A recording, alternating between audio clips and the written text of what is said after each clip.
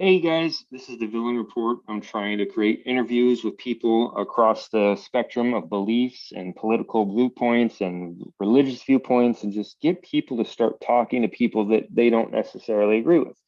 So I want to interview as many people as possibly. This is Tara. I cannot say her last name. She Hi, is actually everyone. a certified beauty queen. Where did you get your beauty queen title from? So actually, I have my Miss America crowns in the background. So my first title in the Miss America system was Miss Miami, and I've held four titles in the Miss America system, and then also ventured out to try other systems like Miss USA, formerly owned by Donald Trump, and have represented the USA actually at three international competitions in China, in Malaysia, and also We have been having technical difficulties like crazy, and I'm losing Tara's connection right now. So, as I was saying, Tara is a multiple certified beauty queen, like legit beauty queen. She has since moved from the beauty queen world into the in real life news reporting, live streaming kind of thing. Um, she's had a couple of scuffles with Antifa. And she is trying to show what's happening across the country in the way that the mainstream media isn't.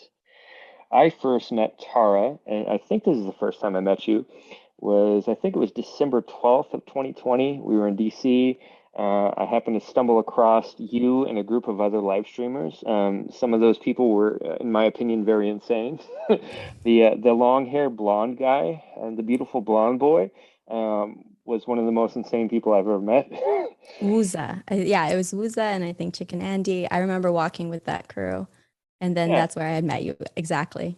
It's and then almost our we, year anniversary. yeah, in a couple of days, huh? Yeah. So we ended up walking, and I started getting bad vibes from that crew. Not necessarily from you, but the energy in that crew was just like we're gonna cause some shit and film it. And there ended up, I'm not sure if it was you or Taylor Hanson that had the Black Lives Matter flag and burnt it in front of that hotel.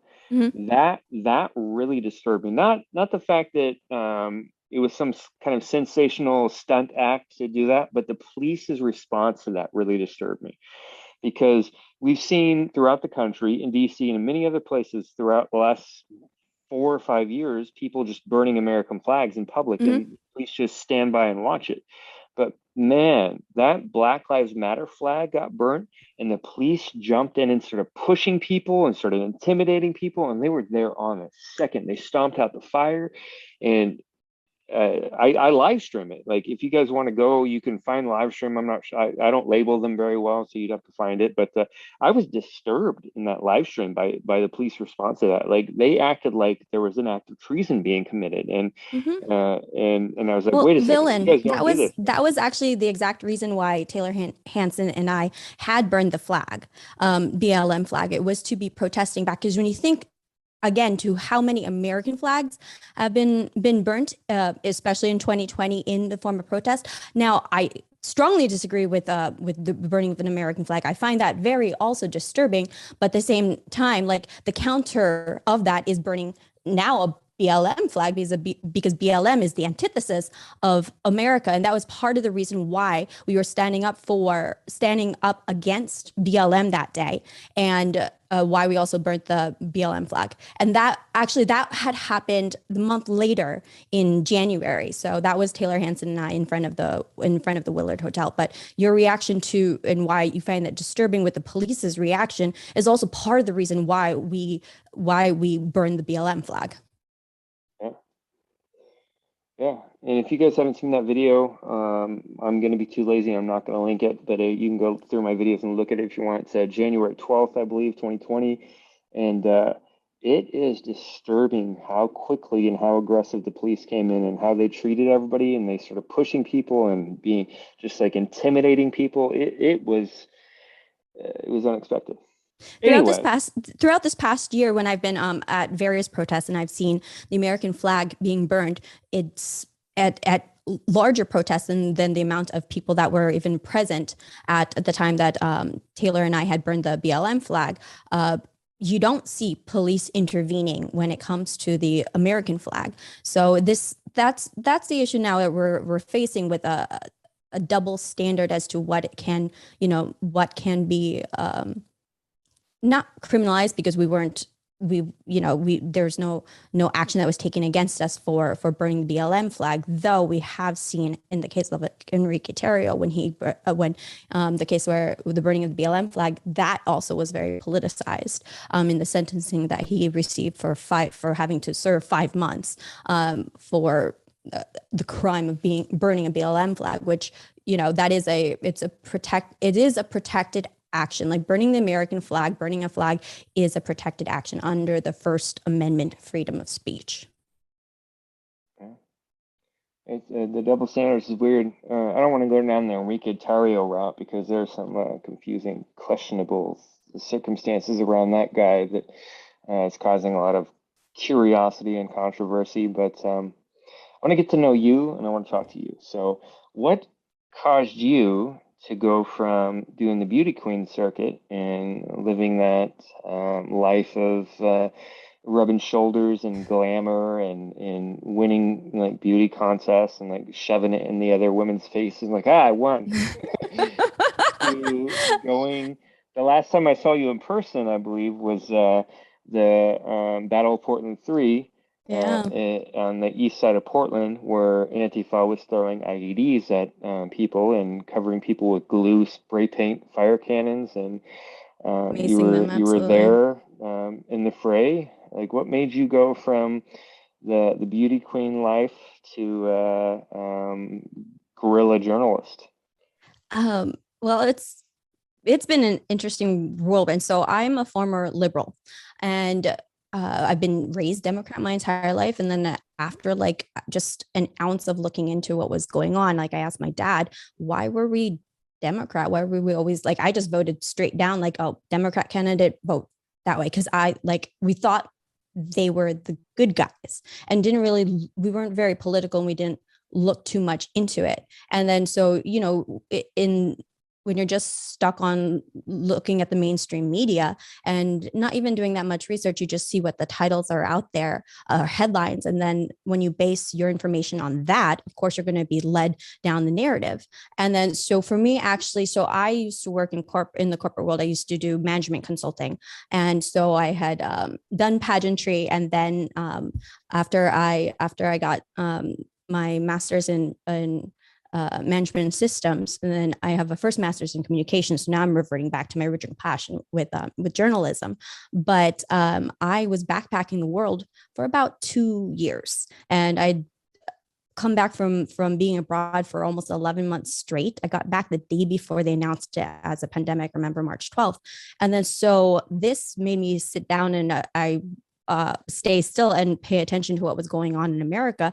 And then that's when the Floyd riots and BLM riots started up in America. And I just saw like all this destruction that was going on. And my first thought was like, this is a domestic terrorist organization if they're going to be burning and looting our streets and causing such havoc for for a message. Like, to me, that's domestic terrorism. And so I just posted on my social media, just on my Facebook, calling them a domestic terrorist organization. And the backlash that I received from that, I thought, that I must have like said the worst thing in the world. And even in that statement, I said all lives matter, not knowing that was then considered the counter to Black Lives Matter. But how dare I go against the narrative? So basically, it wasn't that conservatives or Republicans or patriots like pulled me into that side of the spectrum. It was more so my own like liberal crowd pushed me out, because anytime I had an opinion, like I was not allowed to have an opinion. The way that we're going to be progressing a society is through the civil discourse. So, Villain, what you're trying to do, engaging with people of different perspectives, it's about talking through those ideas and allowing the best ideas to rise to the top. You're not shutting down a person who has the countervailing view. And so that's what we're experiencing now. And so how I went down my own rabbit hole was with paying attention to what was going on in the news. And then I started going out and seeing the events that were on the news and realizing, wow, this is so different of what I'm witnessing now as a bystander versus what I'm seeing on the news.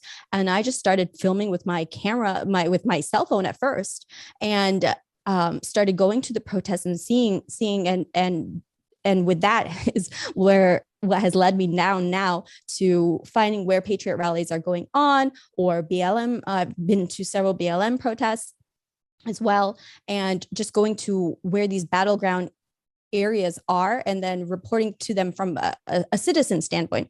And I think it's really important because like you're not going to get this kind of information from the mainstream media. And that's why the rise of citizen journalism is so important, and why I've been also encouraging anybody to take out their cameras and or their cell phones. Everybody has a cell phone to then record and post that information out there, because we need to get the truth out. Yeah. One thing that I've been trying to encourage people to do is if you're a person that watches the news, like the TV news, like you sit down on your couch and watch the TV and 6 o'clock and 7 o'clock and watch the TV news, when you see something that's happening somewhat close to your house, whether it be a fire or a police action that's closing down a neighborhood, or a weather incident that they're reporting live from, get off your couch and go to the address that they're reporting from. Go look at what they're reporting and then compare it to the TV show that they made for you. And you ask yourself, think for yourself, did what you see for yourself with your own eyes match what they put on the TV? I guarantee you it will disturb you. I got into this kind of the same way you did, Tara. Like, I was living downtown Portland when the George Floyd riots broke out, and I knew there was going to be riots breaking out because I had went to a political speech a couple days before, and Joanna Hardesty was giving a speech at the federal park in front of the Justice Center, and I was listening to her. I was like, she's calling for violence. Like, she's not saying it, but that's what she's doing. She's calling for people to riot. And sure enough, it was either that Friday or that Saturday night. I dressed up like Antifa. I've always kind of been like a punk, and I like black, so I had the wardrobe already. Um, and I went out with my camera and I filmed it that first night.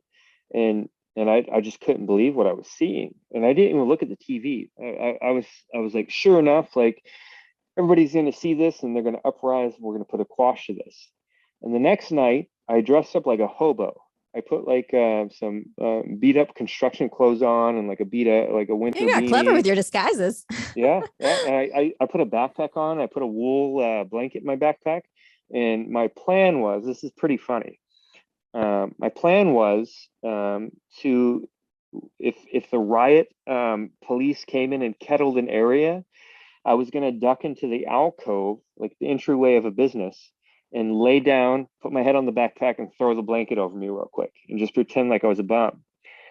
Tara, I'm not joking you. That happened. The police kettled the area. I jumped into an alcove. I laid my head on the backpack, threw the blanket over me, and the police went by me. They looked me straight in the eye and they kept walking by. And I was like, oh my goodness, it worked. I only wish I could have like set some cameras up beforehand, Oh my but God. it worked. But I'm gonna add the homeless look is gonna go into my repertoire of disguises. Thank yeah, you, villain, for that. That's a fantastic idea. you're gonna have a little bit harder time like poshing down than I am. uh, but I think that I've put on wigs before to go out to I remember it was on Floyd's the 1 year anniversary of Floyd's death, when they were having a lot of memorials. So I was cautious about going out and videoing that day. So I did I did put on a wig and dress very differently, put on glasses and everything because as you had mentioned, I've had some skirmishes when it comes to Antifa. So I'm not looking to become the news. I'm just there yeah, to capture it. yeah. You gotta get those disguises going. I'm kind of tired of the whole anonymous thing, but it's got its benefits though.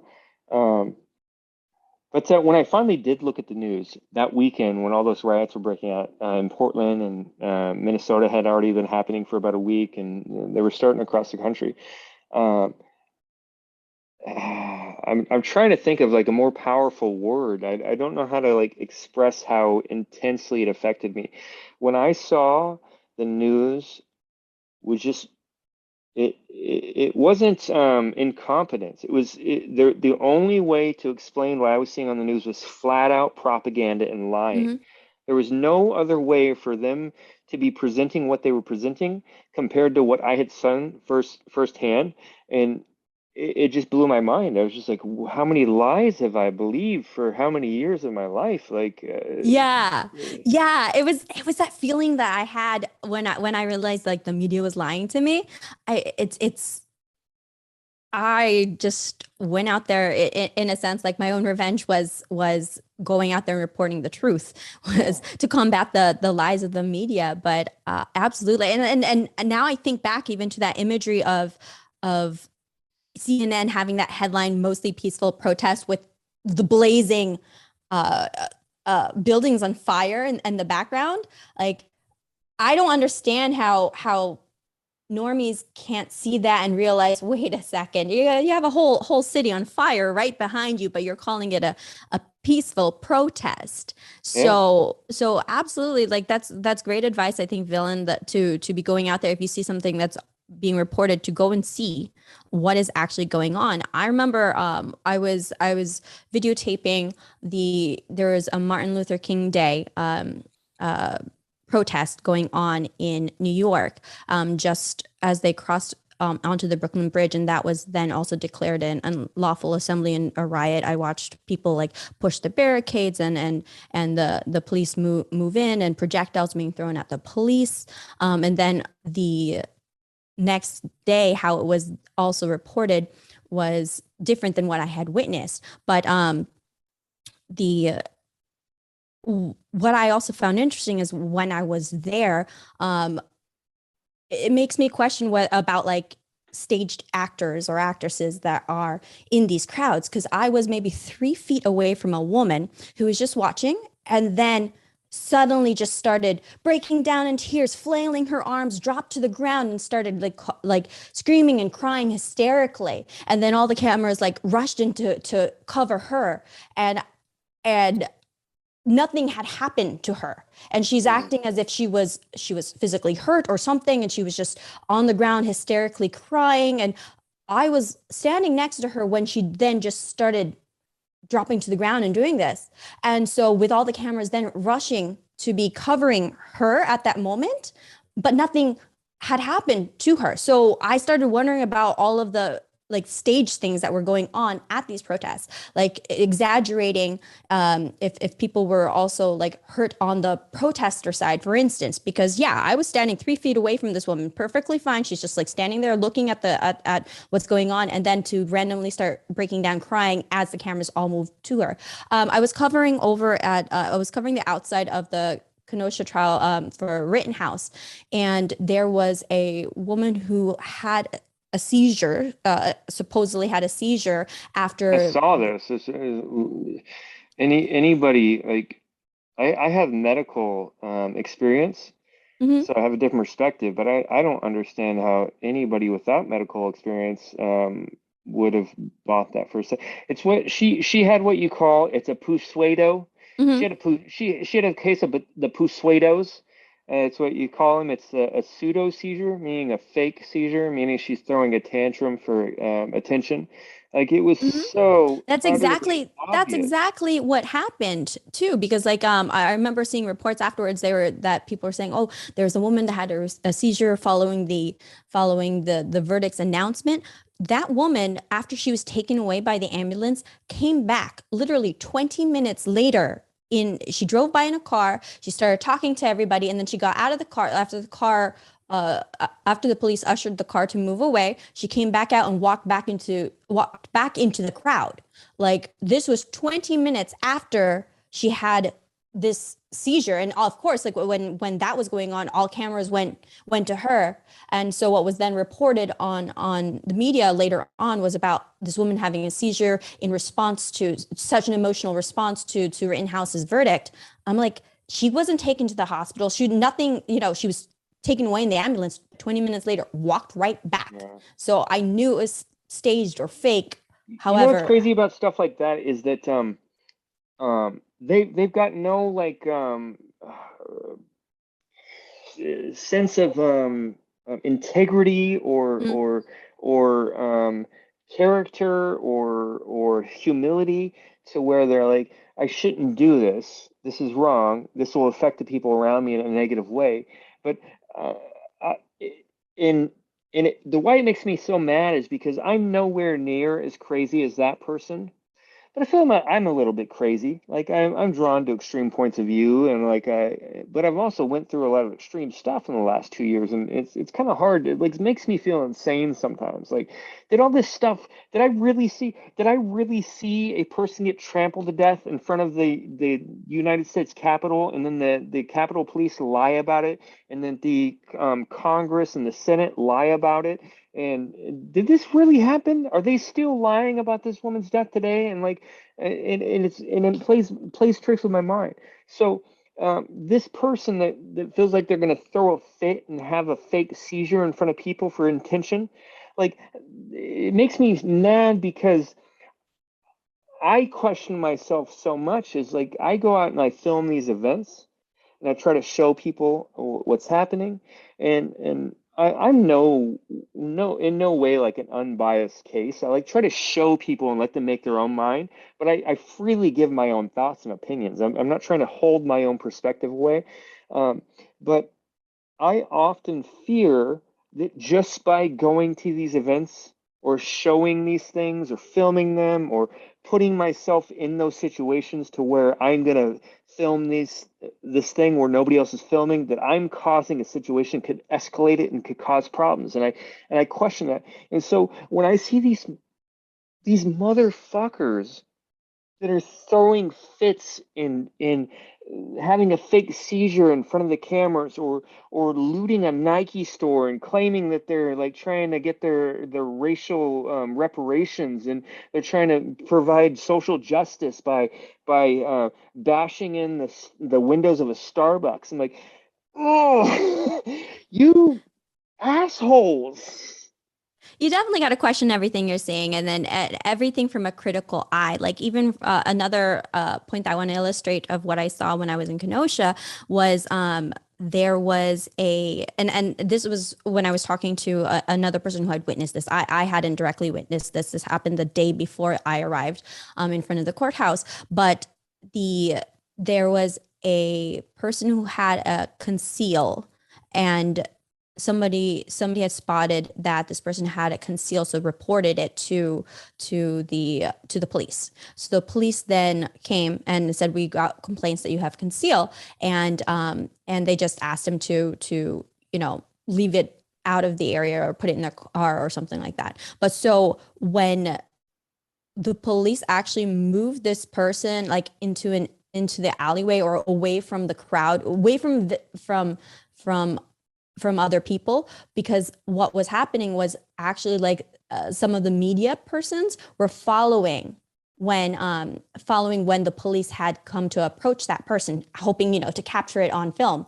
And it turned out that the people who were complaining to the police or filing the complaints, notifying them, were actually people, the media, and those were the people who were then following to capture the footage of the confrontation between the police and the person. So I don't know the rules. Like I heard that there was a school zone that you can't have weapons within that, or I believe a person had been arrested for that. But there was some other thing. But basically, it was the member of the media who was calling it in, and then hoping to get the footage of the police confrontation to this individual. So that's, in a sense, that is creating the news. And it was like a mainstream Yeah. person also. It wasn't even an independent. I don't think anybody should do it, whether you're independent or mainstream media. I mean, you had mainstream media that was following the jurors home. And that Yeah. was MSM, I think, was the That, one that that stuff was. is.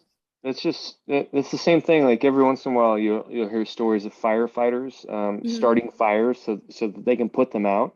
It's the same thing. It's It's like that back to Nightcrawler stuff.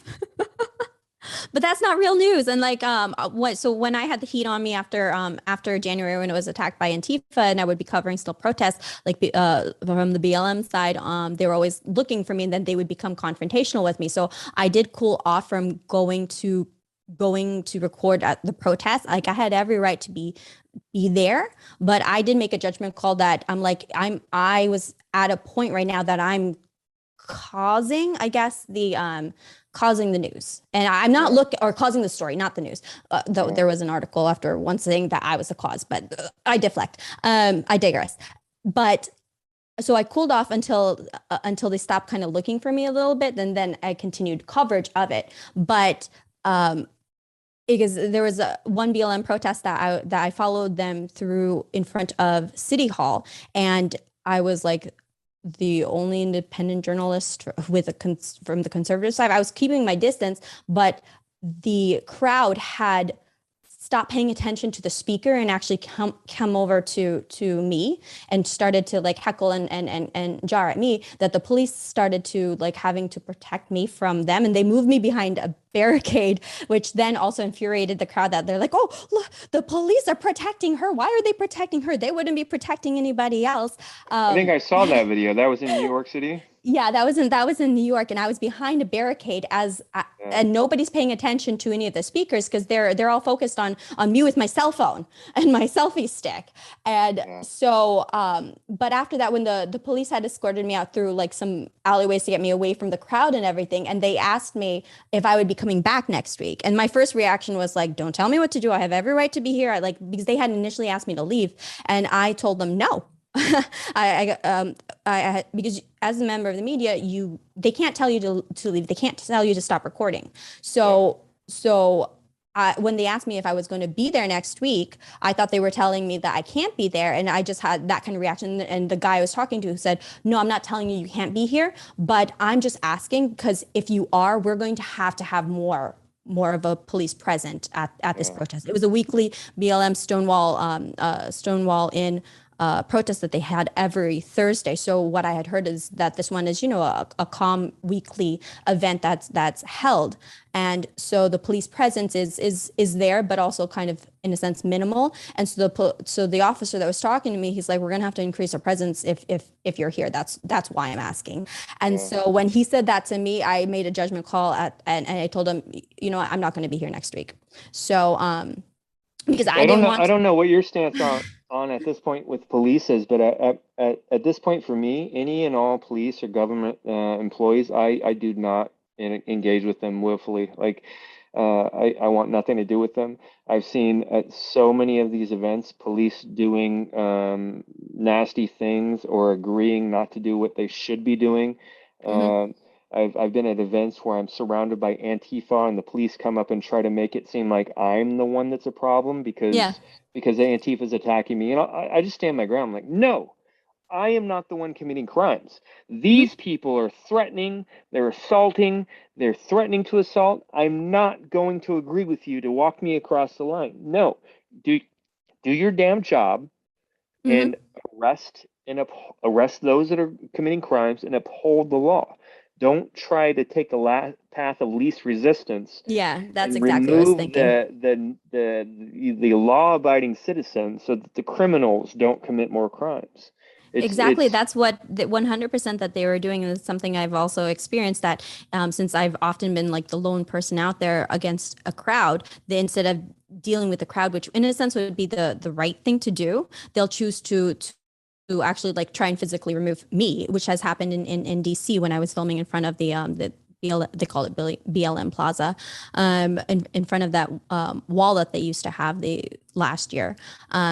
But it's it is wrong for the police to be engaging the path of least resistance because they're taking the easy way out as opposed to doing what's right. But often doing what's right is not the easy thing to do. Otherwise, if it was the easy thing to do, everybody would be doing the right thing. uh, yeah. So we've got a thing coming up, and I don't know if it's going to be a thing or if it's not going to be a thing. And I've decided I'm Tell not me going to about be this part of thing. it. I'm not going to be part of it no matter what. But Hmm.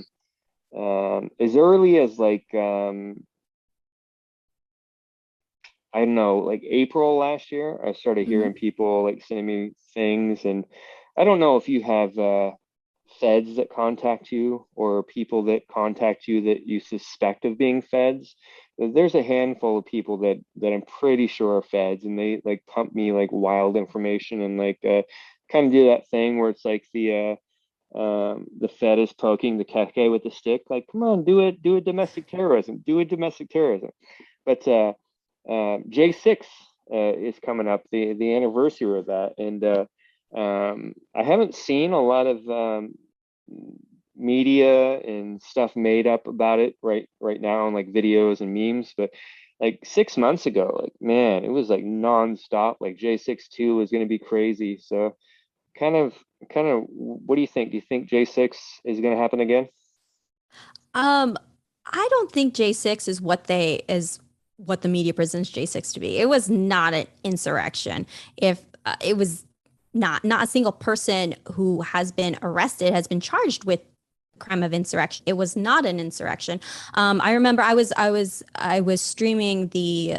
It was in September. Look Ahead America was having another rally to be talking about the political prisoners, freedom for political prisoners in in front of the Capitol back in September. So I was streaming at that, and I just remember the way that the media was building up that day to be the saying that it was going to be another January 6th, the amount of police presence that was there off the bat with the riot gear, and the crowd was there was more media than crowd, and then there was more police than media that was present at this. But I think a lot of people were scared off from even attending the rally. I had, even my own followers were telling me like, "Don't go, it's a setup." I'm like, "I'm going to go. I'm going to report what's going on."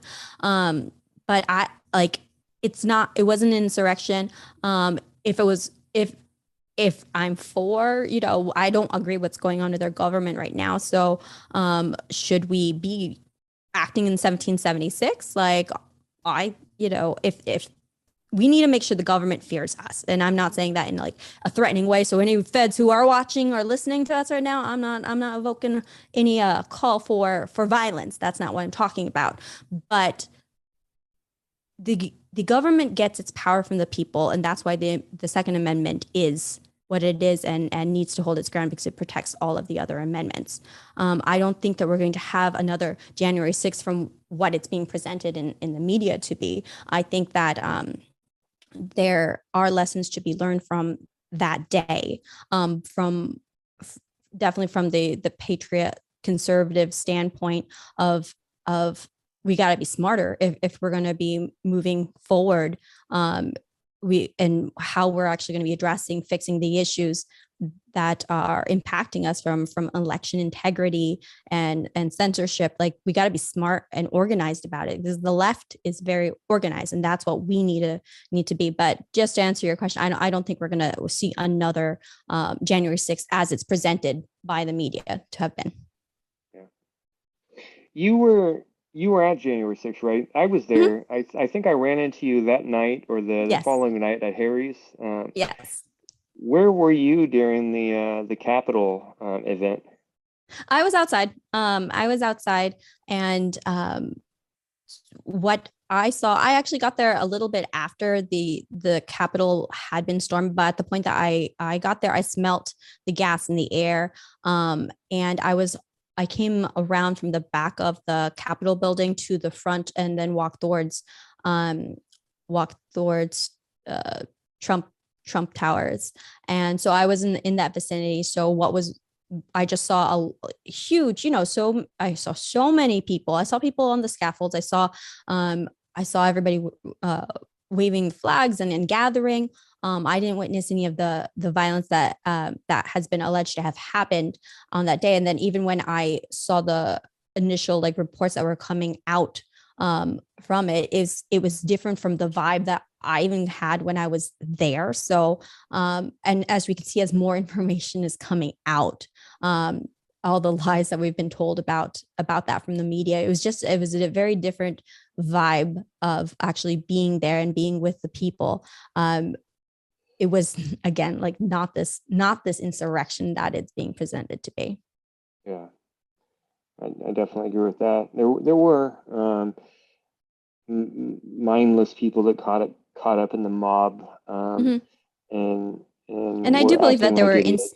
there were definitely some instigators. I saw, for example, John Sullivan, the footage that he had put out there, encouraging people to be going in, and then also the day before, showing that he was dressed up as a Trump supporter and saying that to like uh, uh, something about chuds, Yeah, that it's he crazy. had also posted. So there were definitely some Yeah, I didn't know, provocateurs but that were there. he was staying in the same hotel as me. Um, the night of J6, I got freaked out because they came around to a bunch of hotels and like they had like 30, 40, 50 police and they were like pushing people into the hotel like you couldn't even stand on the patio and Mm-hmm. they were like locking us in and John Sullivan's in the hotel lobby of my video where I'm like, what are they doing? Why are they locking us in here? And he stayed at my hotel. I was one who filmed his arrest actually, in front Yeah, of the Hamilton Hotel, because I was with a buddy who contacted him to have a conversation, and so they met in front of the Hamilton Hotel, and I was across the street, uh, watching and recording from across the street. And nice. then when the police showed up, that's when I crossed the street and just filmed what was going on. I'm like, whoa, the police are here. And yeah, he was then arrested by Metro PD at that point. And like, for him, he's definitely agent provocateur that was there. And as I've recollected and watched back on some of the footage, like there were others that were definitely present. And that the important thing of talking to everybody, to get the different perspectives, because it's like piecing together a puzzle. So another puzzle piece I kind of put together was, the feds had contacted me about January 6th and about stuff I've said on my media, and they knew I wasn't that I wasn't one of the people that went inside, and the person that I was being accused of being that had gone inside had also been arrested prior to them even contacting me. So Mm. they knew that because they said, oh, we got a lot of reports that you went inside, but we know you didn't go inside. And then I'm like, all right, if you already know that, then what is the purpose of this conversation? Yeah. And so because I was monitoring, the Fed website of who was being arrested, and I know who that I was being accused of being this one girl that was there, because one of my best friends had thought she was me as well, and he was like, "I thought you said you didn't go inside." I'm like, "I'm horrified, like I'm so worried for you," and so I was like, I was stunned that one of my best friends thought this person was me. So I went along with it. I'm like, yeah, just keep it, keep it to yourself. Don't worry about it. But so he had even confused me of being this person. Oh, So I knew that people who would be reporting would love it for me to be this person. And she's the one who actually took it, the Nancy Pelosi sign. There's photos of her out there holding a broken Nancy Pelosi sign. And, so when I was in New York and I was interviewing around, I was just doing ground streaming from Times Square and just talking to people about Antifa. And a person that he's a bicycle cabbie, he started talking to me. He's like, "Well, I can tell you about Antifa," and I'm like, "All right, tell me about what you know." He's like, "They're always in Central Park. They pretend to be, they pretend to be about the community, but if if you're not one of them, they will intimidate you. Like, he's like, the best thing to do is not to approach them. They'll become violent and they'll verbally attack you. They verbally attacked me. Like, one time, the whole crowd got against me when I was just asking for food because they were handing out food in Central Park, and then they became upset that I was a Christian. So he's like, I got on my knees and I was in because I was surrounded by this crowd, but they eventually let me go. And so I was like, well, that's a horrifying experience. And he goes, you know how you can identify them in a crowd? He goes, they wear red bandanas on their wrists. And I'm like, this was like kind of a new fact that I'd never heard of. And then so I started looking for that. And the girl that I was being accused of being, she has a red scarf on her wrist when she's holding the Nancy Pelosi sign. she has a red scarf on her. And Hmm. so I'm like, now I start looking for when people are, dressed in plain clothes, but want to identify, like whether it be their shoelaces. Sometimes they use their shoelaces and this red scarf. So in my mind, I can't verify if she's an agent provocateur, but why else would you be wearing a red handkerchief around your wrist? It's not exactly fashionable. So possibly was she Antifa? Possibly. I mean, like if she's in a sense doing something that's destructive by having the sign, if she broke it or not, but she didn't just walk in and take a selfie like the rest of the patriots that got ushered in did. She actually did some sort of action there. Yeah. But yeah, that's what I learned from just doing ground conversations and talking to people and piecing together the pieces. So Like one thing that like you express not intentionally about this is that like this fear of like, oh, did I do something that was wrong and I didn't know it was wrong? Like if you or I had went into the Capitol in the role that we've been doing, it would have been perfectly legal and perfectly fine. There are people that do the same kind of stuff that we do that wouldn't have been legal to do it because they provoke things and they do it for entertainment and they're not really documenting. But there's a handful of that have a track record of like, sure, we'll give our opinion, but we're showing like the people like what is happening. And so them trying to intimidate us and trying to make us fear like, oh, did I do something? Could I get arrested for something like technical that I didn't know? And that is messed up. mhm. And and I've been contacted by the FBI too. And I have a hard and fast line. The first time they contacted me, they were fucking with my head and they were pretending not to know things. They pretended not to know who I was. And like, okay, if you don't know who I am, why are you contacting me? Like, you've got to know a little bit about me. Like, how'd you get my phone number? Yeah, they Um, called myself. So yeah. And so like I I decided really fast, like not talking to those guys. They're gonna fuck with my head. They're not on my team. Like not talking to those guys. I will not have anything to do with the federal government. I don't trust them. There's too many weird, shady crap going on right now. Like I don't see why any rational person would willfully have a conversation with them. the the purpose of them even contacting me on that day, like it is for intimidation, 100%, because like they told me I didn't do anything wrong, but then the line of questioning, they asked me about stuff that I had said on my channel. They asked me about what I meant by stop the steal. They asked me about what, you have to fight like hell for your country. Like those phrases that are on the patriot side that are conservative, that our freedom of speech. This is deteriorating at our freedom of speech by then making these phrases, labeling them as an incitement, because like incitement then is separated of course from a legal perspective of what can be considered freedom of speech and what's not. And so now we're really blurring the lines of making common words that everybody has said. Every politician, left or right, conservative or liberal, have always said you need to fight for your country. But because now that's a phrase that President Trump had used, that is now demonized to be meaning a form of incitement, which when they make it a form of incitement can be used against you in this court of law. Which But which is mhm, ludicrous because the left will mhm, flat out say like we need to hurt these people, we need mhm. to attack them, we need to assault them, we need to kill them. Maxine Waters told people to go Yeah, out and physically fight people in the street. I just was thinking of that because like I've been watching the Potter trial right now, and when Maxine Waters had shown up at Brooklyn Center, and she had with after she made her speech in front of Brooklyn Center, like the National Guard was attacked that night. So she explicitly calls for acts of violence on people, telling people to become confrontational. If you see, giving instructions, if you see these people in restaurants, you go up to them, you confront them. She's actually explicitly calling for It's a acts of violence on gasoline people. station. Yeah. But that's not then labeled as incitement. That's just Yeah. freedom of speech. But when you have common phrases that everybody says to fight for your country, that's then being demonized. And so like the purpose of the FBI contacting me on that day, knowing that I didn't go inside, so therefore they're not looking for me from that capacity, is to be intimidating me from my freedom of speech, because it does make you question like, oh, because I'm a big goody two shoes.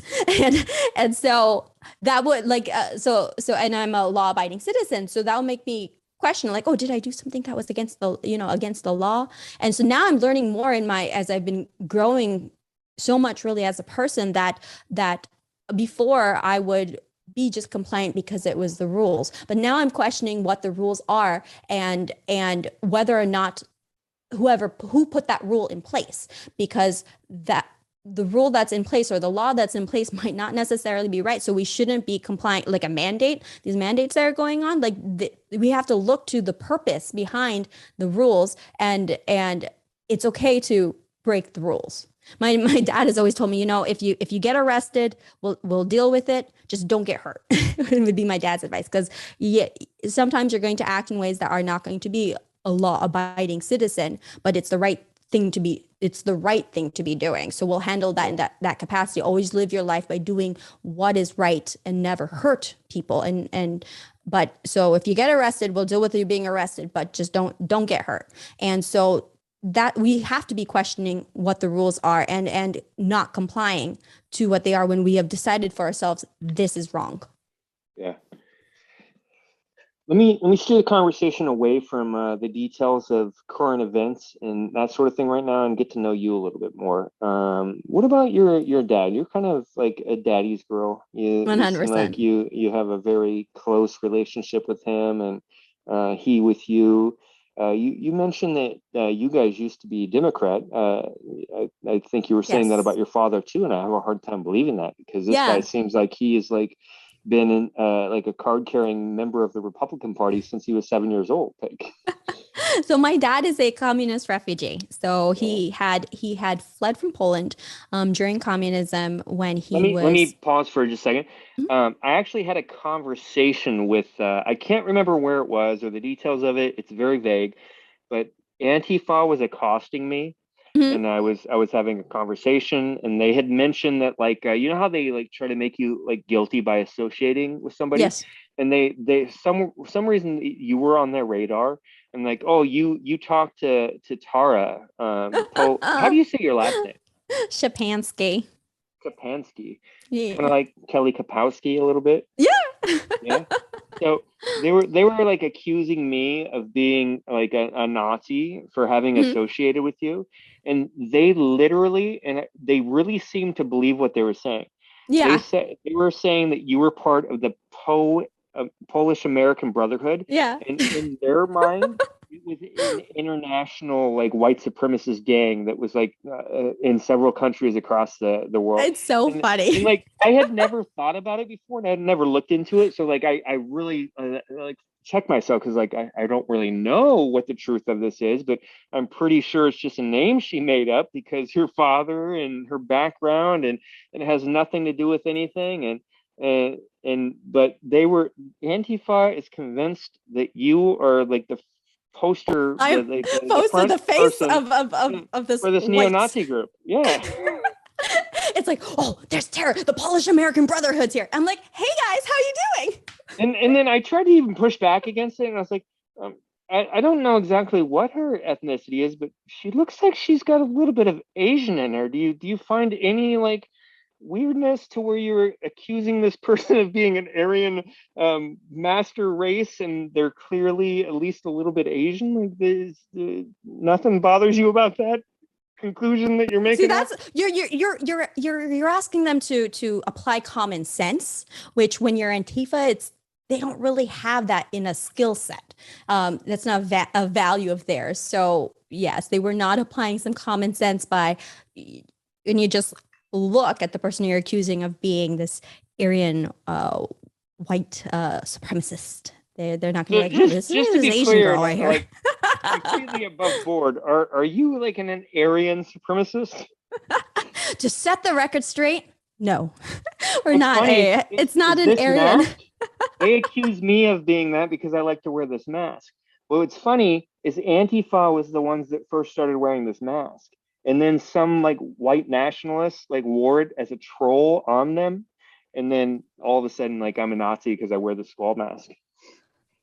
That's hilarious. Like, yeah, exactly. It's whatever they want to call it, and therefore it shall be. Because it's not about the merits behind or the actual like truth. It's about whatever they want to make it to be. So they were like, when Mintifa was coming after me, they're like, she's part of the Polish American Brotherhood. I'm like, just by saying that, saying she's part of the Polish American Brotherhood, like that should instantly cause like like don't protect her, she's a Nazi, she's part of the Polish American Brotherhood. Just by looking at me you should be able to be like nah.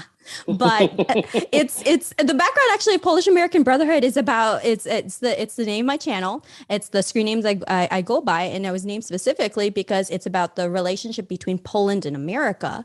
I'm half Polish. I'm a Polish citizen, a dual citizen with American. I am Filipino also, so that's where I got my little Asian kick in there. But yeah, so because my channel originated as a history channel between Poland and America, the relationship between Tadeusz Kościuszko, who's an American Revolutionary War hero, the general that also fought alongside General George Washington. So it's the history between them as brothers because Poland and America are brothers in arms from the Revolutionary War days. And then so when BLM had vandalized the Kosciuszko statue that's in front of the White House, I spoke up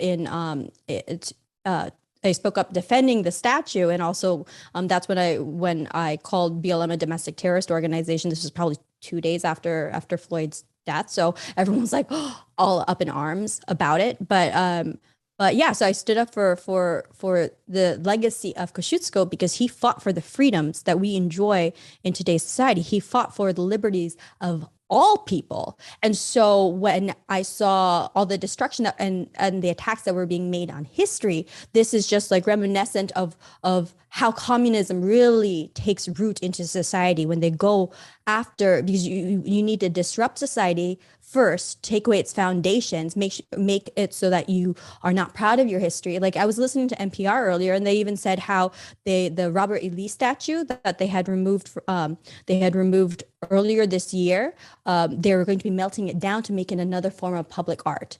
So I disagree with that. I disagree with the destruction of statues and monuments because I think those are things that need to be preserved and put into museums if it's no longer, in a sense, popular for the time period that it was out there, because It's times do change, but it needs to be preserved so we always remember what our Yeah, history the is. Robert E. Lee statue is even worse than that. There are several organizations that volunteered to pay very, very large sums of money to purchase that statue to keep it as history, and they chose not to take the money and to give it to BLM to melt down. Hmm. It's about erasing our past and our history. Yeah, it's iconoclasm. It happens Hmm. every time one culture takes over another culture. They go through and they destroy the statues. It's like it's literally 1984. Hmm. When they like When I have these conversations, I feel so crazy because when they like burn down the you're saying things, libraries. yeah, you're saying things that make so much sense. And I look at things and I come to the conclusions, some of the conclusions that you're saying, like, oh, they're trying to degrade your ancestry, they're trying to erase history, they're trying to erase the statues, and like I'm looking at these things and logically, like, okay, these things have happened in this culture and in this time period, and they've had again and again and again, and it looks like that same thing is happening again right Exactly. now. But there's so Exactly. many people that won't just look at it and like make a rational connection and connect the dots that they won't even look at it. So they're like, oh, society is safe. You're expressing an extreme idea that says that society is not safe. So you're crazy. But I'm like, no, this, and this. They're like, we won't hear it. And it makes me feel crazy. It makes me feel like I'm the like They're tinfoil gaslighting hat you. Alex They're trying Jones to conspiracy they're theorist. Like trying I'm to make you question it's like I've yourself. got a cowlick and I'm jumping up and down really loud and like I'm telling everybody about the gay frogs and like ah! And like no, I'm not Alex Jones. Like I'm nowhere near that. But like can we just have a conversation about this? If I am crazy, if these things that I'm connecting are loose associations, can we have a conversation about it and you show me why it doesn't make sense or why these aren't good connections and why I'm not making good conclusions? Can we have a conversation about it? Because Well, then if they actually had a conversation with you, then they'd actually have to win on the merits of that conversation and win on good points. So they know that they can't win on those points. So instead they go with the ad hominem attack, paint you as crazy or your references as crazy as a white supremacist or that they're racist and all the isms. Because once you label a person and get that label to stick, anything that they're going to say, you've taken the value out of them. Nobody's going to listen to a crazy person. So they want to like make you crazy. So like even when they attack me for being a Nazi, like they want to paint me as a Nazi and a white supremacist. So that way, anything that I'm saying right now, like you're saying what I'm saying is logical, but if I'm painted as a Nazi or a white supremacist, then there will be no value to the words that I have. And so that's why they go after us as people and not the points of the conversation.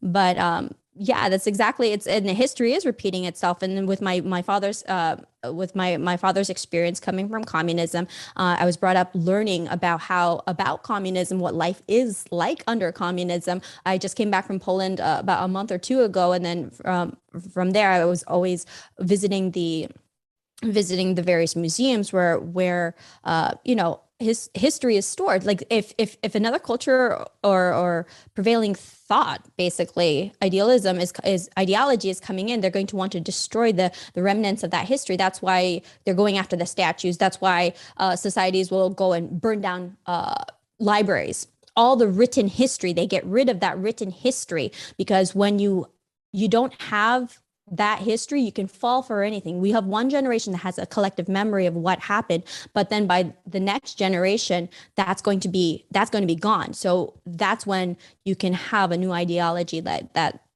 comes in. But yeah, it's like the origin of calling myself the Polish American Brotherhood. It's the name of my channel, and it's because of Tadeusz Kościuszko and General George Washington. And so when I moved forward with my with like, so if you look at my channel, my earliest videos is top 10 facts about Poland, facts about Kosciuszko, facts about Poland in America and Chopin, things to do when visiting Poland. And so that was the initial premise of my channel. And then I pivoted from doing history to doing history in the making, because I saw what was going on. And that's why I think that's the importance of citizen journalism. Is whatever platform you have, whether it's just even on your private Facebook page or anything, you should be using that platform as a speaking tool, because there are people going to be listening to you, and you should be using that platform to be spreading the truth. We have to combat this propaganda that's out there, and combat the lies that we're being told by the mainstream media. And that's when how we're going to do that is when regular citizens stand up and say, I'm not okay with this. And they use what they have in their resources to stand up and fight against that. And that's exactly what I did. you live in Florida right now, correct? Yes. And stop me if we get to too many details that you don't want on the internet. What part of Florida do you live in? I'm in I Central don't know Florida. if you know, but Um, I'm a big fan of Florida. yeah. Florida's great. DeSantis, I am Central so Florida. happy to be, I get back to Florida and I'm like, freedom, because I split a lot of time in New York. I was probably based in New York about half of this year was spent in New York. And so it's such a contrast from New York to here. So it's like Yeah. it's that scene from it was like The Babysitter when with Vin Diesel, I think, when he's driving the car crazy and the girl jumps out of the car and she's like, land. That's me when I get to Florida. I'm like, I touch down on the plane and I'm like, freedom. So Central Florida, I don't know Florida too much. I've been there a couple times. Like I want to find a life where I get to go live in Florida and poke and like harass alligators. Um, so are you close to Lakeland? I'm pretty close to Lakeland. Yeah, yeah. It's probably an hour and a half away. But I have friends in Lakeland. I've gone there like a couple of times. It's But it's on the way to Tampa. isn't almost everything in Florida an hour and a half away? That's not true. Florida's a huge state. You can drive for 12 hours in Florida and still be in Florida from all the way at the point of Key West to Yeah. Tallahassee. That's 12 hours. Like from that's halfway from where I am now to New York. So Florida's a huge, huge, huge state. Yeah. Yeah. And I'm very thankful that I live here and I can see such a contrast in terms of not having to deal with the mandates that are all over New York versus here. But I've been going to several of the school board meetings here in Florida, and I realize how even delicate those freedoms are because at these school board meetings they'll be putting up for votes for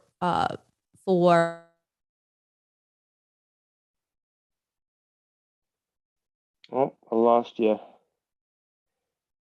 Connection disappeared. Hope you come back in a moment. mask mandates, for instance. Yeah, I can hear you.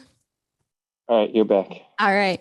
So I've been going to school board meetings here in Florida, and with that, they'll be putting up for votes for mask mandates. And there was even talk about vaccinations for kids, and that these conversations and these votes that are even occurring when I thought like, oh, Florida's safe, but when you go to these battleground places like school board meetings, a lot goes on in school board meetings. So I encourage everybody to be checking out your local school board meetings. But even in Florida, where we think our freedoms are protected and just out there for us to enjoy, those are even delicate. So that's the importance of rallying and protesting in a sense freedom rallies. Like it's important to have them even here in Florida, even though we have freedom, because the moment that you stop, freedom is something that needs to be nurtured and maintained. Because if you don't, people take that away. Like the instant you take your eyes off of our liberties, the government will overstep, and we need to recognize what even micro over like those little steps that they're going at for freedoms. If the government doesn't have the if it's not in their purview of responsibilities, they should not be touching it at all, no matter how small it is, because it starts with an inch and then they take a mile. If we don't go to school board meetings, if we don't actively have freedom protests, even in states like Florida, that's when Florida will end up becoming New York. My stance on school board meetings at this point, I don't have kids, so take that for what you will, audience. But uh, if you have kids and you're having a problem with the school boards at this point, you're worried about your kids in school, like that's on you at this point. If you're not homeschooling your kids at this point, like anywhere in the country, they're teaching kids sodomy in like elementary school. Mhm. Like I Very they're true. The they're books that are in giving the the libraries. vaccination and abortion to kids and telling them not to tell their parents and keeping stuff like that. They're they're letting kids take the opposite gender ideology at school and take a different name and keeping it hidden from their parents. This is not some tinfoil hat, like some extreme fringe thing that's happening in one little county in the country. This is happening all over the country, and not even just in the US, all over the Western world. Like they are, there's more and more people getting more and more bold with their collectivism ideas, communist ideas, and they're writing articles saying like, are kids a an asset of the state or do they Mhm. belong to the family? And like Mhm. just the fact that people are openly having these conversations and they're not conversations, they're making these proclamations on these big platforms. Like if you have kids and you've got them in public school, I look down on you. Like I don't care. That sounds harsh, but like yeah, No, well, I'm with you there. I don't have kids yet, but like I already planned on homeschooling my kids. But absolutely, the stuff that's going on and what's allowed to be going on in our schools, like when they are trying to make it's all comes down to the deconstruction of the family unit. And so I think of, for example, when Pol Pot rose to power in the Khmer Rouge in Cambodia, which eventually led to the genocide of a third of the country. It was when you break those family ties, that you don't have allegiance to your siblings or to your parents. Your father is Angkor. The Angkor will take care of you. It's Angkor is what they would call the government in Khmer during the Khmer Rouge. Like your father, your mother is the government. It is they've removed that family ties. And with that, like that's how you have people reporting on, like turn in your neighbor, turn in Yeah, your family. And so that's all things that happen in communism, because they don't have a value to that family tie, because they've removed the value of yeah. those relationships. I don't And know how many. you prioritize the government over your own parents. Yeah, they're making the structure of society different. Instead of the spokes being between the members of the family, they're everybody's an individual, and the spoke is connected to the government, which is an abstract, made-up entity. Um, I don't know how many times you've had the chance to have genuine conversations with Antifa, but almost, I won't make that claim. Regularly, when I've had the chance to talk to Antifa, they talk about they've had seriously broken homes and dysfunctional childhoods and that sort of thing. Mhm. So have I. And but even more so is a regular thing when I talk to female Antifa is that their anger at their fathers. And I don't know the details and the patterns of the relationships with their fathers and how those mash up, but I do know the patterns of what they say.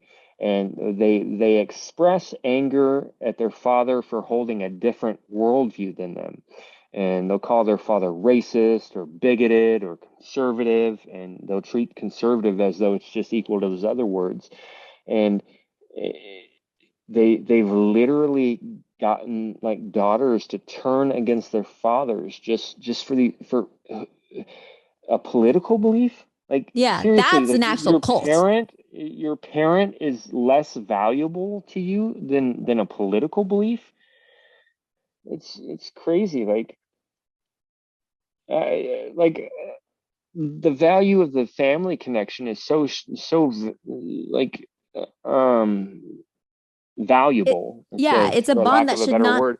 it's a bond that should not be broken, that Yeah, cannot be broken, but they're finding ways to chisel at it so that way it becomes pop yeah. culture and our cultural norm, that over time it deteriorates at that family, at that family unit, at I our agree. Like if your parents were Nazis, like we'll both agree that we think that Nazis are actually a bad thing.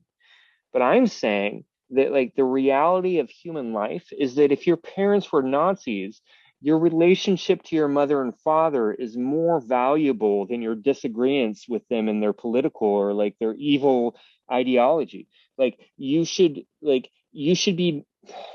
value your relationship with your mother and your father more than the fact that like they might be a Nazi. Like that's the truth. And the Mhm. others, and it sounds horrible, and I can't even articulate it right without making myself sound crazy and evil.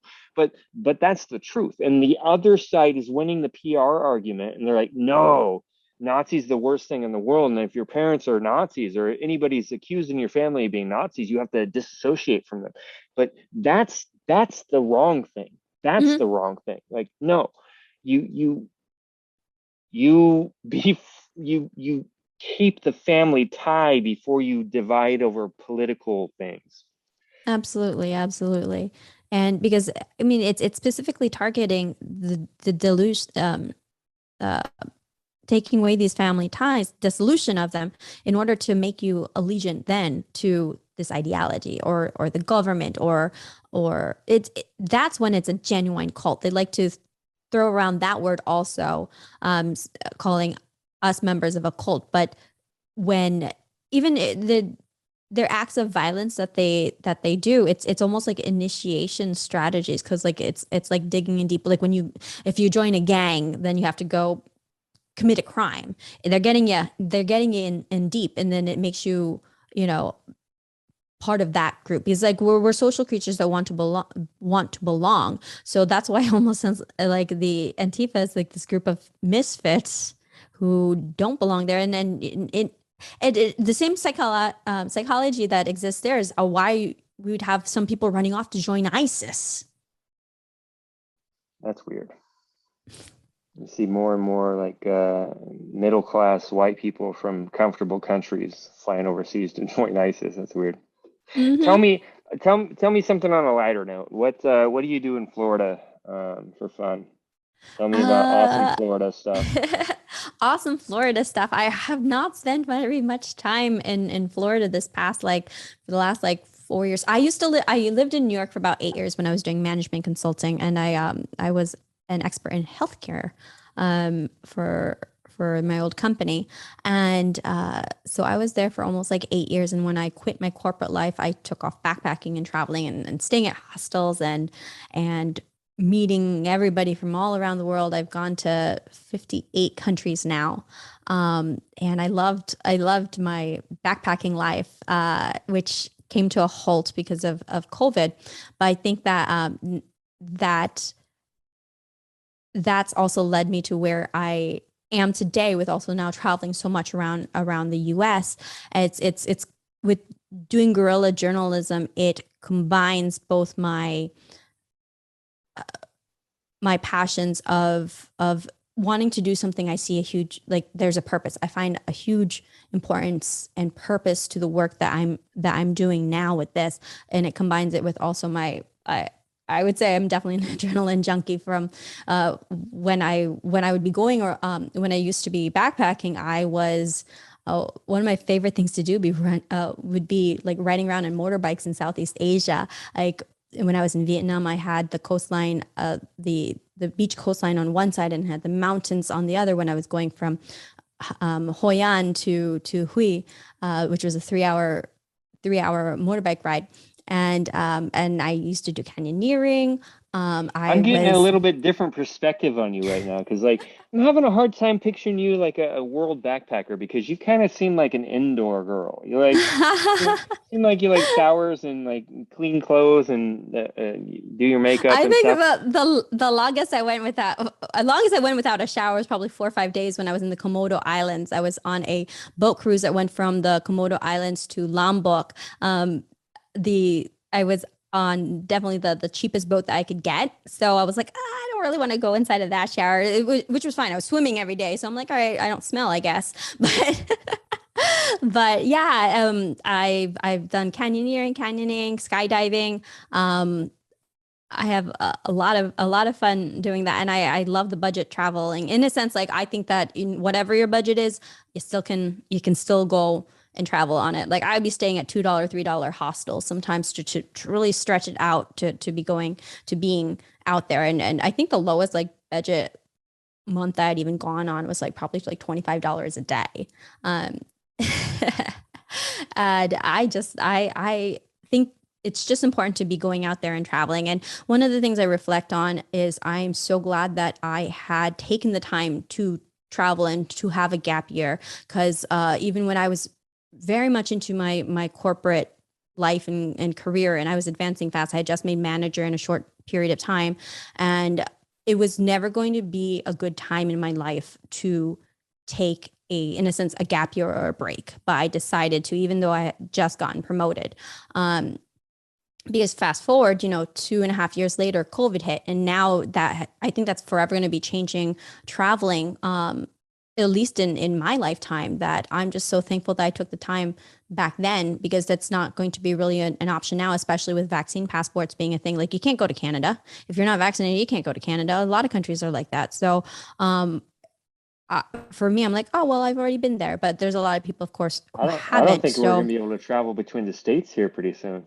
yeah, if we that's why we got to keep fighting for our freedoms. I remember even when Biden was saying how to close off travel from Florida, because what, Florida has different politics than you Mm. guys. But yeah, that's true. It's forever changing traveling. But so in terms of activities here in Florida, I mean, there's a lot of nature stuff to be doing. A daily life for me, I'm enjoying being homies. I'm going to Pilates like every day. I take my reformer classes. I love Pilates. Um, I also I my other gym is I have a rock climbing gym. that I go to as well here. So I'm enjoying my being back into a kind of a routine, being able to go to my rock climbing gym, being able to go to my going to my Pilates classes. If I do stay put here for a while, which I've been working on my studio a lot because I want to do in studio stuff. There's a boxing gym that I'm looking forward to joining as well because I don't like to do like kickboxing, as in like Taibo or title kickboxing. I like boxing. I was in a fighting camp in the Philippines for about 4.5 months, and I did boxing there. And then when I was in Thailand, I trained at a Muay Thai camp, um, also for a month there. And so I love physical fitness. I am a fighter. And so when I was abroad, one of my favorite things to be doing was just staying at training camps and fighting and sparring. So I've got actually in my studio, I've got my boxing bag here. So if I get mad at the news, I can take it out of my boxing bag. And then when I have friends come over, I'm like, hey, do you want to spar? And then I have all the headgear and everything. I'm like, let's duke it out. Let me ask you, you said that you used to be a liberal, Yes. and you seem like you would probably be described as a hardcore conservative now. Is that true? I guess I'd agree with that. My response to that would be my values as a person has never changed. Like my stances and position in being pro-life or separation of how I see the role of government. It's just my view of the world is what's changed. And then also understanding things beyond the labels. And because before it'd be just like I wasn't paying attention very much to what was going on. I just assumed that the Democrats were the good guys. I thought we were the ones who were helping the people. And so that's what I assumed the Democratic Party was. So I just voted down the lines. But now that I have actually been listening to other people, and after more people attack me, is what really made me realize that I was a conservative. It's not a title that like or a label that I had on myself, but now it's something that I identify with just after really understanding what the true meaning is in terms of like a political spectrum. I would say I was probably in the middle, and so and not radical, but then when my middle ground thoughts or ideas were then met with such uh disdain, being told not to have an opinion and told to shut up. I'm like, since when can I not have an opinion? And so that's what red pilled me and made me realize what was actually going on and turned me to being as vocal as I am. Let me ask you some questions on provocative and taboo topics. Yeah. Um, I want to touch on feminism and sexuality here. All right. So, you said that before you were trying to climb the corporate ladder, and that you were succeeding in that. What do you feel about that today? Do you think that that's a valuable endeavor or an appropriate course of action for a young woman? I think women should have stopped after the 19th Amendment. Just kidding, but kind of serious about that a little bit. Oh, it's too much from what's going on now. I think that it's good to have your job, career, and other passions outside of the home and the family, but the way that it's been conditioned Why to do you think Mhm. that's good? The way that why I'll it's be too totally much, upfront with or you. I think that the 19th Amendment was one of the worst things that's ever happened to the Western world. I don't think women should I vote. hear you. I hear you. As a It's woman, not I, it's not I because like I being don't able to vote, value but women or don't think yeah, that they're capable. but It's just what happens to society and what happens to the family unit when yeah, it there's just an there's an impact to the family unit because the origins of that is that the husband and wife were supposed to be making a joint decision for it, and so that was a step away from making a joint decision and women becoming independent. And then and there when I say independent, it's not in the sense of like, oh, I can do everything on my own. Like, sure you can, but now it's so much that you're not willing to recognize what's actually good and productive for a family, for togetherness, because people are now like anti that. And they're against having a family, because now having a family is counter to having a career.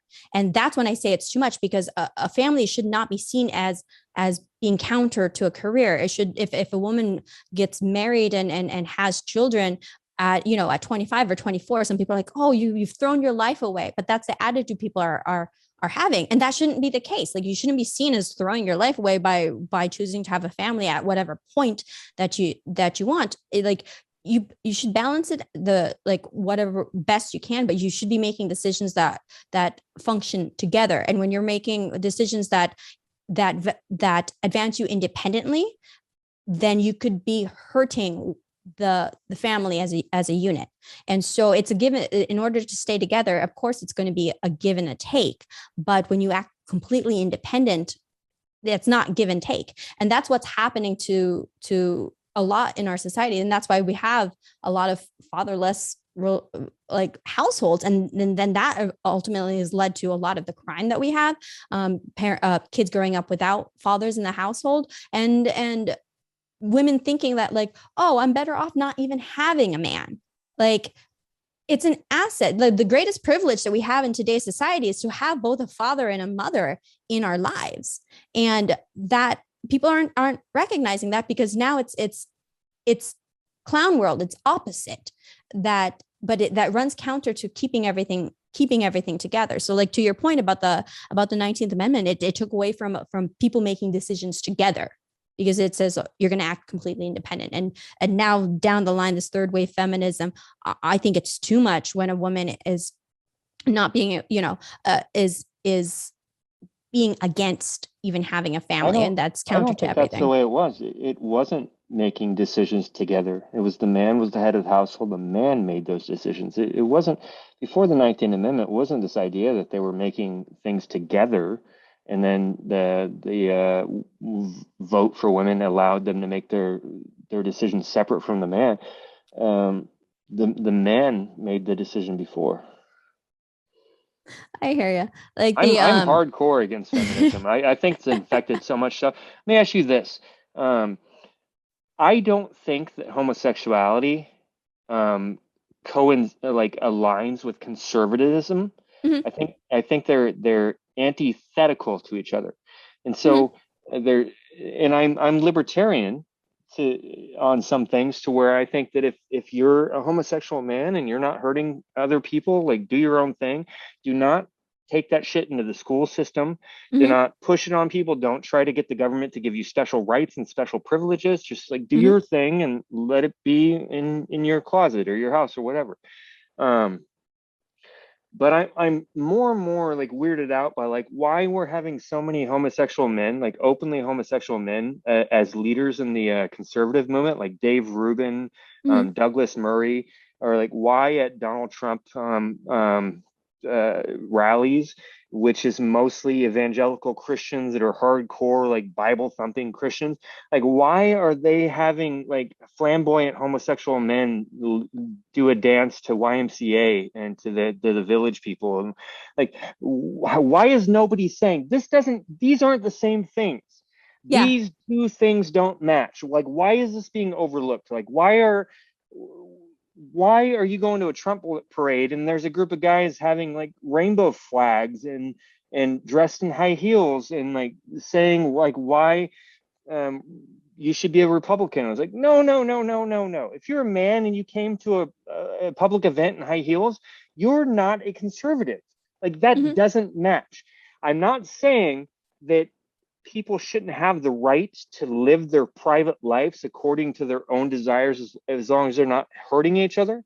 But once they start promoting those things Mhm. and trying to like be the leaders of a movement, I don't get why people are giving that a pass. I do Yeah. like the biggest thing was that like that YMCA float that went around to all the Trump rallies. Yeah, I What the remember hell that was one. that? What was that? Yeah, like I was at a Patriot rally in California, and there was a guy dressed in heels with the gay pride flag, and to me it's just like a non-issue. in a Oh yeah, sense of Mario guy, like, right? because it's just it's non-issue. Like, to me, it plays into identity politics, and I don't think we should be judging people based on your sexuality or your gender or your race or any of it, because none of that matters. None of that tells to me there, there are good and bad people in the world.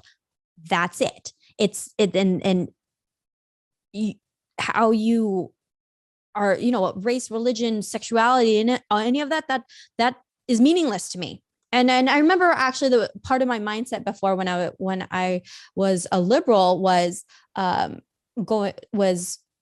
in a sense like being, oh, I'm Asian, so a lot of my identity was coming from like being Asian. And there's a difference between celebrating culture, because we all should be celebrating, the beauty of culture, food, travel, all of that. I'm not saying that, but it's not an achievement. It's So when they have in our elected office, or not appointed offices in Biden's administration, for instance, the first gay transportation The office, or the token Pete Buttigieg. yeah, yeah, him, Mayor Pete, and then also for the Department of Health, the first trans person to be The first our cross-dressing man to be in yeah, the because to me, these are just who you are, which is all fine and dandy, but that's not a resume point. That doesn't make you more qualified for a position. It doesn't make you less qualified for the position. It's a non-issue. Like, it's nothing that you should even make it onto your resume. Your achievements and your resume points need to speak on its own without having your identity politics.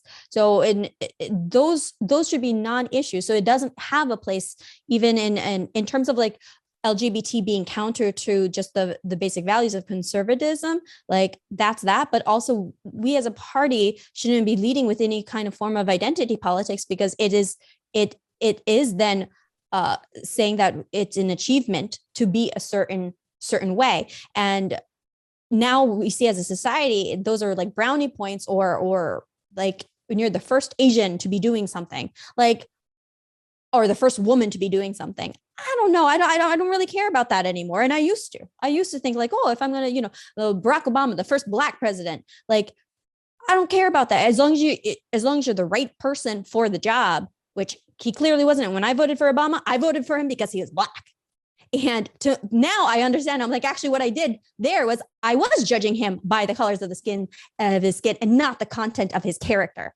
And so I realized in hindsight how wrong that was, and especially the ramifications that have come forward from having him as a president. But that really plays into what our culture is, by leading with these identity politics, and we need to cut that crap out. I've got to take a quick break. Are you good to take a break and keep going? Yeah, yeah, All yeah, right. yeah. All right, we're back. I totally agree with what you're saying about the identity politics stuff.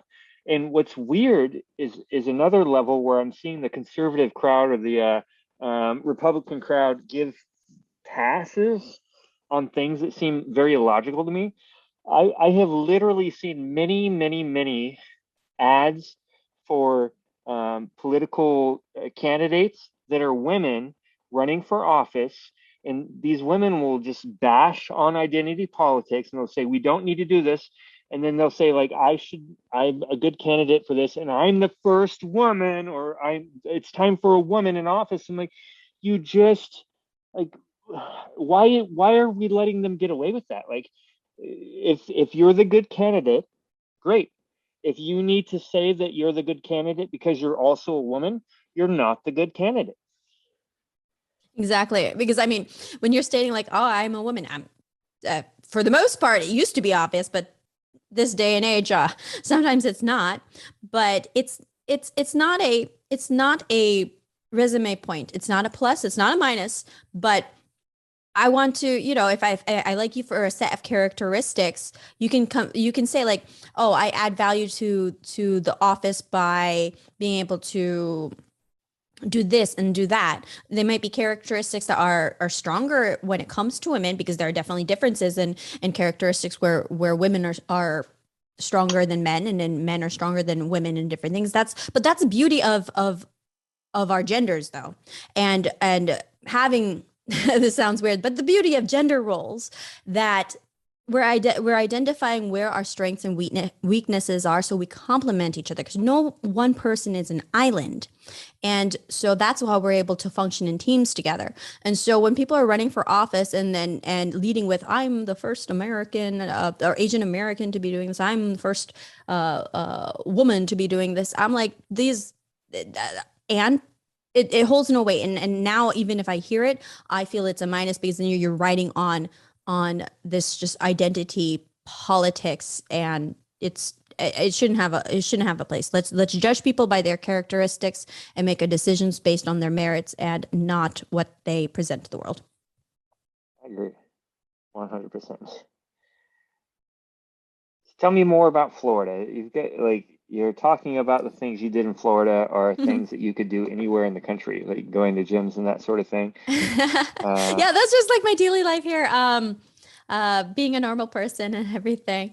But Florida is an amazing state. It is. It has a lot of national parks. Wekiva Springs is a place I like to go. Also, they have freshwater springs.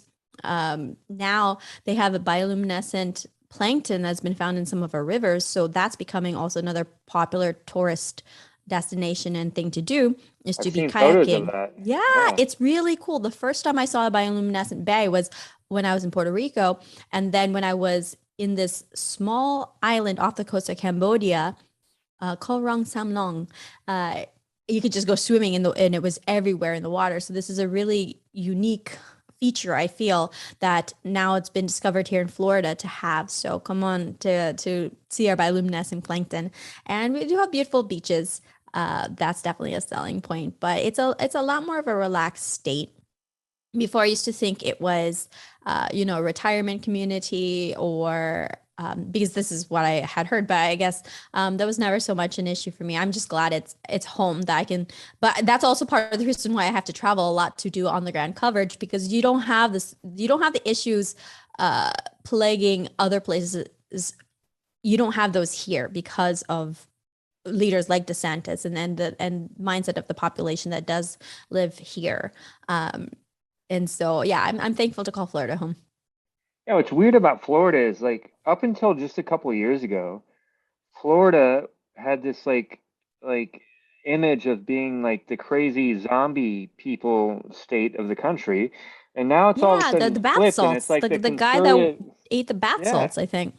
there wasn't one just one guy. It was like a repeated thing that was happening. Yeah, but now it's like the conservative freedom land part of the country. It just kind of flipped real quick. And we got Disney. One of the stereotypes of anybody who like lives in Orlando is that they work at Disney. It's true. I used to work at Disney way back when as also, so it's fun. Disney's What my did you do at backyard. Disney? I was best friends with Mulan. Be true to Ah. your heart.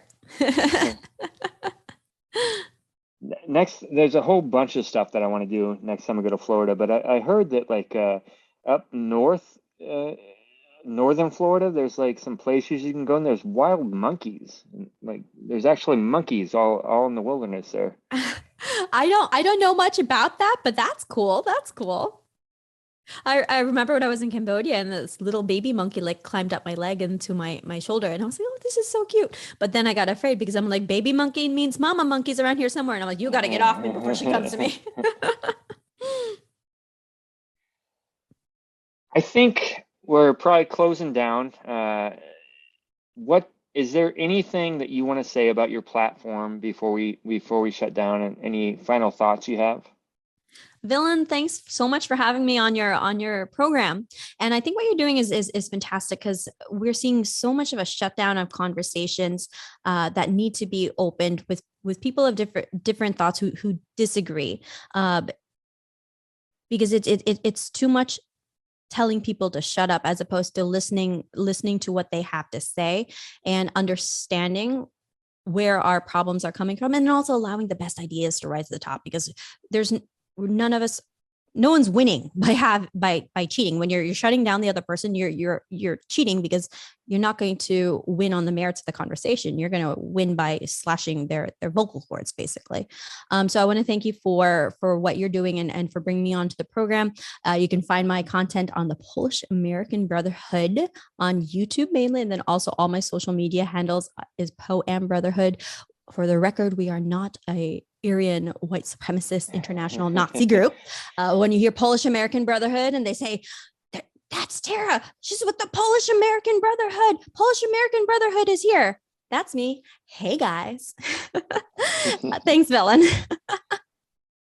Thanks for having me on, or for coming on my show and talking to me. I'm trying to get as many different points of views, just talking, I'm so disturbed by how broadly divided our society is. Uh, I just I just talked to Steve Oatley Mm-hmm. a week or two ago on PT News Network, and we were talking about the video that just came out, the body camera, and a lot of people are claiming that, like, it's clear as day. I saw it in my eyes. This cop is beating Roseanne Boland's dead body, and I watched the video over and over and over and tried to see from their point of view. I was like, no, that's not what's happening.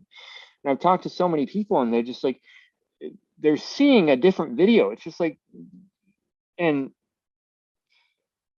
that's that's like a marker of what's happening in our whole society about everything. It's just Yeah. somehow, like, there was that audio recording that came out a while ago. It was really popular, and some people think it said, I can't remember what it says, like green thistle, and some people heard something else.